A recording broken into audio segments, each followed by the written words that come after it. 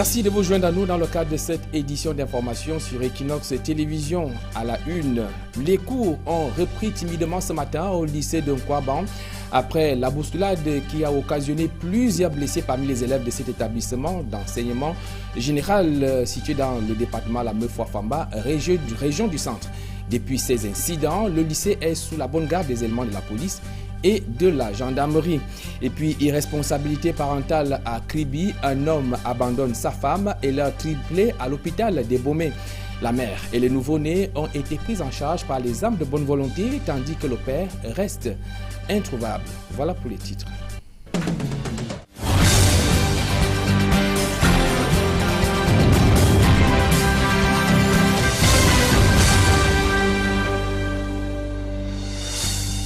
Rendons-nous en ouverture de ce journal au lycée de Nkwaban. C'est une banlieue de la ville de Yaoundé où les cours ont repris timidement ce matin après les événements d'hier. Une bousculade qui a occasionné plusieurs blessés parmi les élèves. Eh bien, certaines salles de classe étaient vides malgré la présence des enseignements. On a également noté la présence des forces de la police et de la gendarmerie. Le reportage d'Élisée Mbogba et Marcelin Ganson. À notre arrivée au lycée de Nkwaban ce mercredi matin, l'établissement portait encore les séquelles de l'incident survenu la veille. Le portail qui avait disparu est de retour, mais pas à sa place habituelle. Quelques élèves flânent dans la cour de l'école. À l'intérieur des salles de classe, ce n'est pas l'affluence habituelle. Plusieurs élèves manquent à l'appel. Avec les salles de classe cassées, les bureaux, les enseignants qui pleurent, ça ne nous encourage pas. Seuls les troisièmes, première et terminale connaissent une affluence moyenne. Le matin, on avait cours de chimie qui s'est passé normalement. Après les 2 heures, on a fait le cours de français et les cours se poursuivent normalement. Les cours ont effectivement repris à 8 heures. Et depuis le matin, on a fait cours de physique. Et c'est ça qu'on est toujours en train de faire maintenant. Nous sommes en préparation pour le bac C, c'est bientôt. Déjà, nous devons nous appliquer dans nos cahiers. Et pour ça, nous avons repris les cours ce matin, effectivement, à 8 heures. Les cours ont effectivement repris au lycée de Nkwaban. Mais comme on peut le constater, juste derrière moi, de nombreuses places sont restées désespérément vides. Ailleurs, c'est le calme plat. Certaines salles de classe sont même carrément vides. Depuis le matin, on a seulement eu cours de sport avec monsieur Etembo, mais le professeur de français a demandé qu'on l'attende, qu'il arrive. Non, il y avait plus de 20 élèves. C'est combien ? 108, il y avait beaucoup d'absents aujourd'hui. C'est que la plupart des élèves n'ont pas encore tourné la page de la bousculade. Encore sous le choc, ils ont préféré rester à la maison. Cet élève de la classe des premières a fait l'effort de venir à l'école. Mais elle ne cesse de penser à sa sœur, blessée la veille. Elle a eu un choc au niveau du cœur. Nous sommes allés à l'hôpital, nous sommes rentrés, on a demandé qu'on la suivait calmement à la maison. Mais elle n'a pas pu être à l'école aujourd'hui. Et pourtant, la quasi-totalité des professeurs étaient bel et bien présents.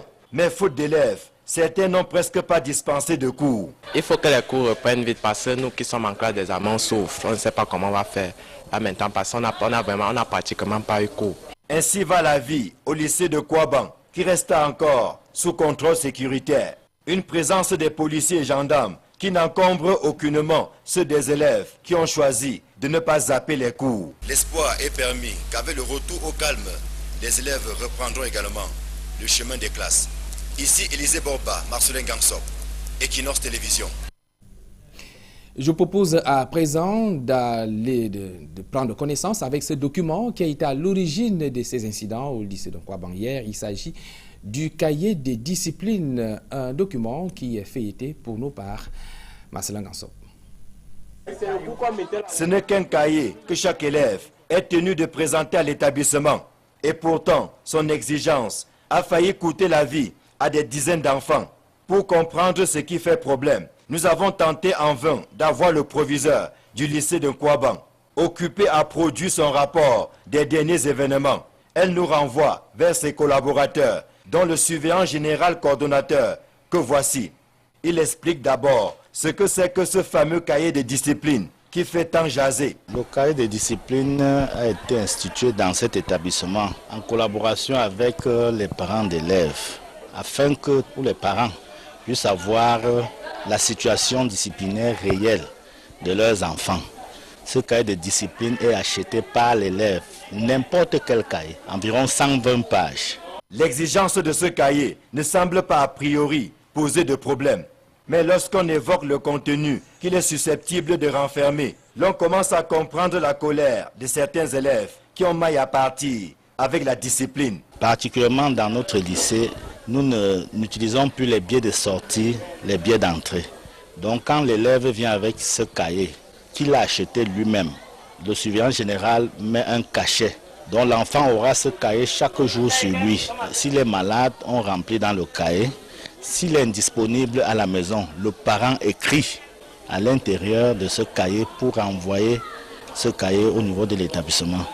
Ce qui fait qu'au niveau de la surveillance générale, le surveillant général justifie l'absence de l'élève à partir de ce cahier de discipline.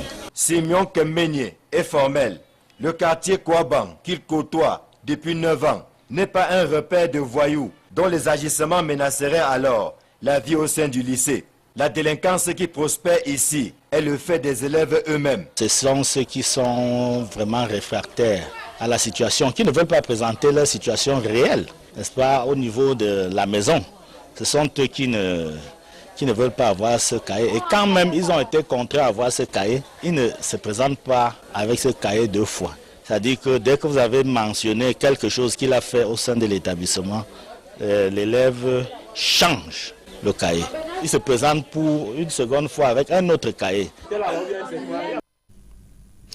Insécurité en milieu universitaire toujours. Du côté de Yaoundé, l'on annonce pour bientôt une compagnie d'intervention de la police à Soa, ville universitaire. Eh bien, cette annonce intervient après le drame survenu dans cette université, à l'université de Yaoundé 2. L'on se rappelle de cette étudiante qui avait été enlevée puis assassinée par ses bourreaux.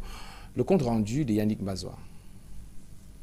Dans les milieux universitaires, les filles sont plus exposées à l'insécurité. Les causes endogènes, c'est-à-dire les causes émanant des étudiantes elles-mêmes, certains comportements, leur habillement. Pour ce qui est des causes exogènes, effectivement, nous pouvons avoir tout ce qui est autour, les criminels qui vont vers elles, qui viennent leur faire des propositions indécentes et ainsi de suite.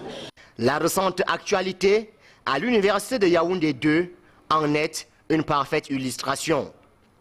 Le corps de Laetitia Onana, âgée de 20 ans, étudiante de 3e année à la faculté des sciences économiques et de gestion, a été retrouvé en état de composition avancée dans une broussaille le 20 janvier dernier. L'insécurité en milieu universitaire, thème de la conférence débat de lancement des activités de la Journée internationale de la femme à l'université de Yaoundé 2, n'est donc pas un fruit du hasard. Vous êtes sans ignorer ce qui s'est passé il y a moins d'1 mois, où une de nos étudiantes a été lâchement assassinée en plein milieu du campus.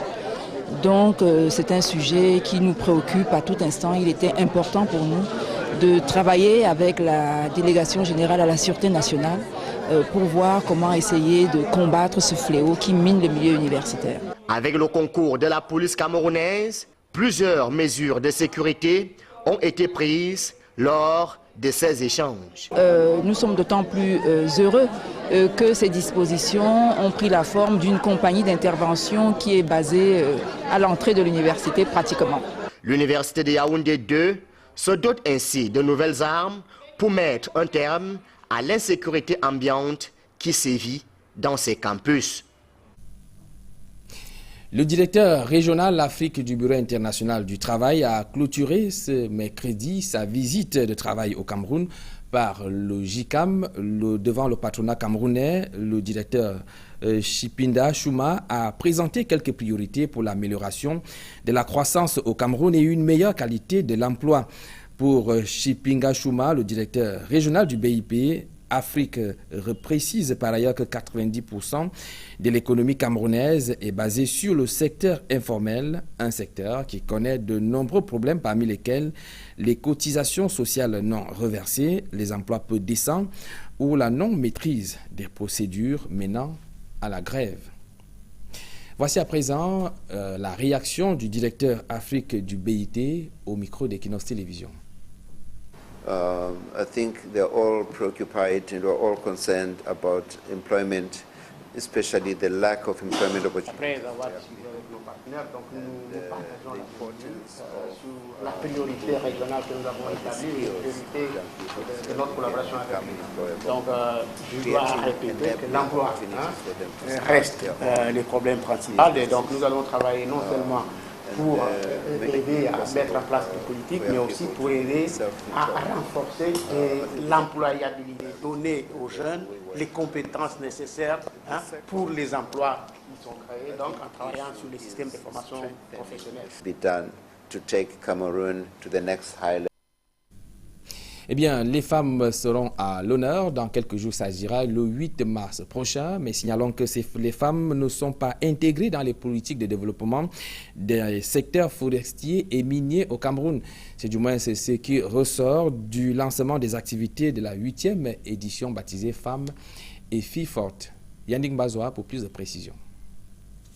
La prise en compte systématique des femmes dans les politiques régionales et nationales relatives à la conservation et gestion durable des forêts de la sous-région ainsi qu'à celle des industries extractives reste faible.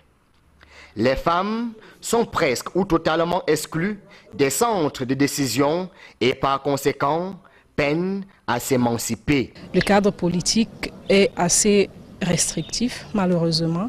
Il y a les formations même qui ne permettent pas aux femmes d'accéder à ces fonctions-là, parce que les formations liées au secteur minier ne sont pas justement pour le moment celles où les femmes s'impliquent le plus. On a environ dans le bassin du Congo ici maintenant environ 65 millions de personnes qui dépendent des forêts, que ce soit de manière directe ou indirecte. Et les femmes ne sont pas en position de décision dans ce secteur. Leur intégration dans les stratégies de développement des secteurs suscités est pourtant un atout majeur dans le processus de développement socio-économique. Les femmes constituent la force majeure de production et de consommation des ressources forestières aussi. C'est-à-dire plus on intègre les femmes, plus vraiment on a un développement économique des familles et ça contribue aussi au développement économique quand même des pays. Pour cette 8e édition du concept Femmes et Filles Fortes, la coopération allemande à travers ses différents programmes entend plus s'initier dans la promotion de l'aspect genre. Durant 4 jours, il sera question de mettre en lumière une stratégie qui a pour ambition de renforcer l'égalité des femmes et des hommes dans la société en intégrant la dimension genre dans le contenu des politiques publiques. Le but principal ici étant d'évaluer ce qui a déjà été fait, le chemin à parcourir et de proposer les pistes pour un gender mainstreaming toujours plus performant. Signalons que l'on célèbre ce 4 mars la 7e édition de la Journée mondiale de lutte contre l'exploitation sexuelle et les abus sexuels. Et à cette célébration, les défenseurs des droits de l'homme présentent cette pratique comme étant l'une des pires formes de violation des droits de l'homme car elle réduit l'homme à une simple marchandise. Nous y reviendrons au cours de nos prochaines éditions. Les mouvements sociaux et les conflits constatés dans les entreprises au Cameroun sont la cause du non-respect des droits de l'homme. C'est du moins le constat qui est fait par le Centre des Nations Unies pour les droits de l'homme et la démocratie en Afrique centrale. C'était au cours d'un séminaire de formation à Douala. Les précisions avec nos reporters Séverin Chouban et Flavien Valondongo. Le Cameroun fait partie des pays africains qui continuent de violer les droits de l'homme. Des spécialistes en la matière pointent du doigt les mauvaises conditions de travail des employés dans certaines entreprises. Il y a des entreprises qui payent des salaires dérisoires à leurs employés, qui même logent très mal les employés, dorment à même le sol, sur des nattes déchirées, sur des matelas qui ne disent pas leur nom, etc.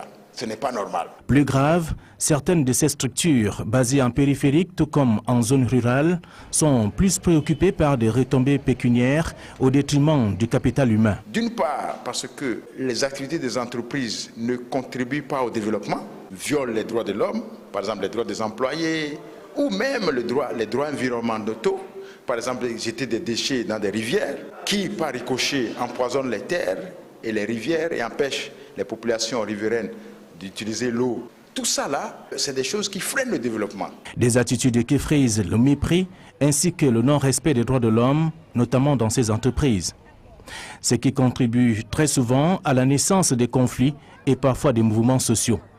La rencontre de Douala qui réunit des acteurs de la société civile et des chefs d'entreprise, initiée par le Centre des Nations Unies pour les droits de l'homme et la démocratie en Afrique centrale, arrive comme une source de solution à toutes ces dérives. La jouissance et la protection des droits de l'homme, que ce soit les droits économiques et socioculturels, mais aussi les droits civils et politiques. L'exploitation des ressources naturelles. Que l'exercice des activités des entreprises contribue à la jouissance des droits de l'homme.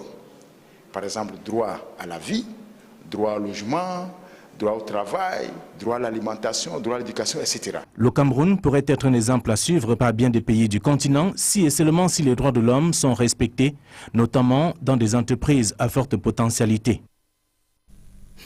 Lutte contre l'acquisition illicite des terrains dans la ville de Maroua. Eh bien, le gouverneur de la région de l'extrême nord vient de frapper du poing sur la table après plusieurs plaintes des habitants de cette localité. Mindjiwa Bakari vient d'ordonner les suspensions des travaux sur les sites querellés. Les précisions avec Amadou Daïrou et Julingué. L'acquisition illicite de terrains est un phénomène qui prospère dans la ville de Maroua. Plusieurs habitants confient avoir été victimes des trafics d'influence de la part des personnalités désireuses de s'accaparer de leurs terres. À cet effet, les magistrats municipaux et 37 plaignants viennent de rédiger une lettre adressée au ministre de l'Administration territoriale et de la décentralisation pour dénoncer le fléau. Le gouverneur de la région de l'extrême nord, informé de cette affaire, convoque une réunion d'urgence dans ses locaux. Les constructions sont anarchiques. Le plan d'urbanisation en soi n'est pas respecté. Il y a un désordre fou. Les réserves administratives ont été envoyées. Je citerai par exemple le long du fleuve, Diresso de Coton, Frolina. Et ceci est général dans la ville. Il était donc grand temps que nous serons la fin de la récréation. Mindjiwa Bakari vient donc frapper le poing sur la table. Il interpelle tous ceux qui occupent illégalement les domaines privés de l'État à s'arrimer au respect des règles et de lois domaniales. Pour ce faire, le gouverneur annonce la mise sur pied d'un certain nombre de mesures. Une commission sera également mise sur pied à l'effet d'examiner au cas par cas tous ces différents griefs que nous avons à notre niveau. Mais assurément, ceux qui sont en train de flirter avec le faux, nous avons purement et simplement retiré ces terrains, au besoin annuler le titre foncier qui parfois ont été faits de manière frauduleuse. Pour l'heure, les différents travaux entamés sur les sites querellés sont suspendus jusqu'à nouvel ordre. Lutte contre l'insalubrité à Loum, c'est une ville située dans le département du Mungu, région du littoral. Eh bien, la municipalité vient de mettre la somme de 50 000 francs CFA en cas de versement des ordures dans cette localité. Et cette décision intervient quelques jours seulement après les inondations observées dans cette localité. Les précisions avec Viviane Kamwa, notre reporter. Le retour de Dame Pluie vit au cauchemar pour les populations de Loum dans le département du Mungu. Plusieurs maisons et axes routiers ont été inondés par la violente pluie qui s'est abattue sur cette localité il y a quelques jours.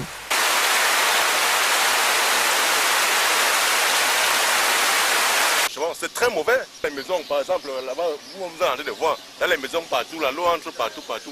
Hein, on ne peut rien faire. Donc au champ, on va fuir la pluie, même à la maison encore, nous ne sommes pas à l'abri. Des inondations causées par l'insalubrité des populations qui choisissent d'utiliser les trottoirs et les rigoles comme dépotoirs en lieu et place des bacs à ordures.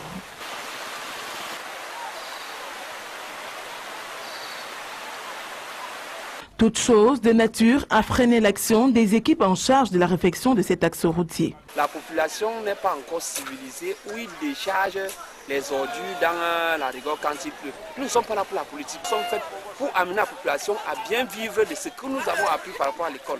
Et si nous ne mettons pas en considération ces travaux que nous sommes en train de faire, d'ici peu, ça ne serait pas de bonne qualité. On a commencé à tuer les gens, pourtant c'est nous-mêmes qui avons voulu que cela aille de cette façon. C'est donc dans le but de pallier au problème qu'une amende fixée à 50 000 francs CFA vient d'être votée par l'exécutif communal.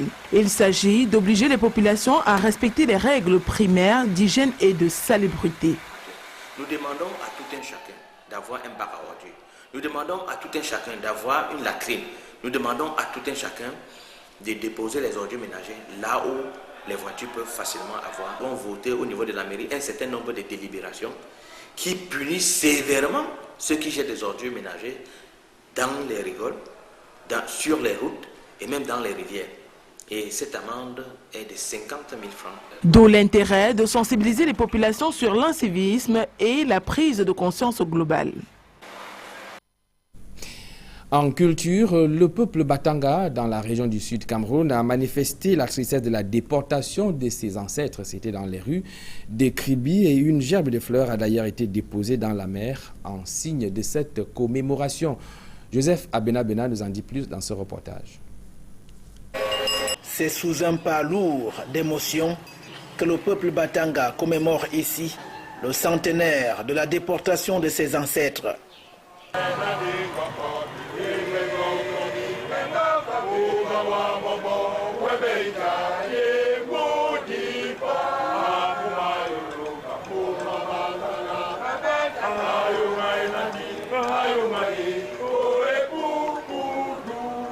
Vêtus de noir, les fils et filles Batanga manifestent leur tristesse dans les rues de la capitale touristique du Sud, Kribi.